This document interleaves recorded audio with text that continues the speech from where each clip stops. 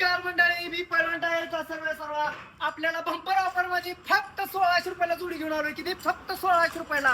याची किंमत आहे 2450. आपल्याला ऑफर मध्ये त्याच बरोबर फक्त 2250 रुपयाला. स्प्लेंडर घे, शाईन घे, कुठली पण गाडी घे, 2250 रुपयाला. 2 टायर आहे, 2 टुबा, गापकिनाचा शंट बरोबर. आणि त्याच बरोबर बुलेटचा टायर 32519 32519.